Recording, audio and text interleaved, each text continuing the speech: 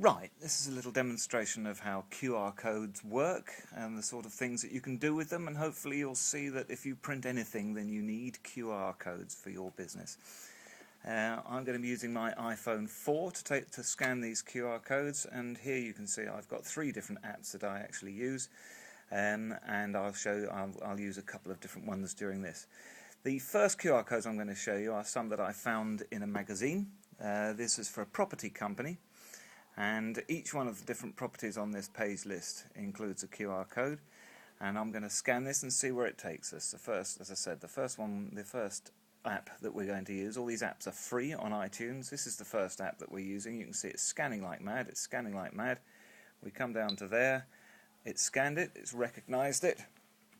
And it's going straight online. It's taking a little bit of time about it. As you can see, with this free app, it carries adverts at the bottom of it, but the code that it's gone to, the page that it's gone to, is a standard page on this company's website, so it hasn't actually been optimized for mobile phones, which is a completely different subject.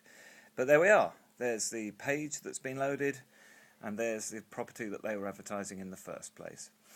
Now then, what I'm going to do now is we're going to show another code. This is one which came with a friend of mine's business card. And it's nice and simple. He's a graphics designer, so you'd expect it to be a little bit special.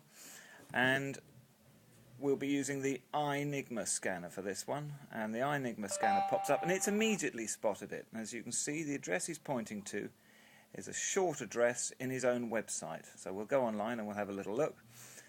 And that loads considerably faster because it's been optimized for mobile phones.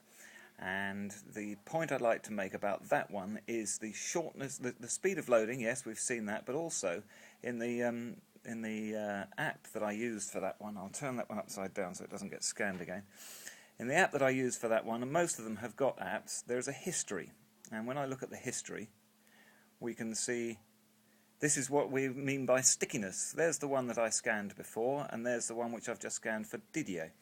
And so that's now in my iNigma history. Anytime I want to go back and find his website, all I've got to do is click on that and it'll bring it up. So let's scan another code. This one is for Sally. She sings, and she simply wants her business card to get her phone number out in front of people. So we'll use my iNigma one again. We'll start the iNigma scanner. It goes straight into the camera. It's looking. I zoom in a little bit. This is a slightly smaller code, but it's just spotted it. It's a nice short code in the myqrcodes.co.uk domain because this is a trackable code. We'll go online. It bounces off to myqrcodes.co.uk and then immediately bounces off to the phone app. So now, if I wanted to, I could press that and I could call Sally. But actually, I shan't bother. And another one, this is another business card. Business cards are easier for the purpose of this video.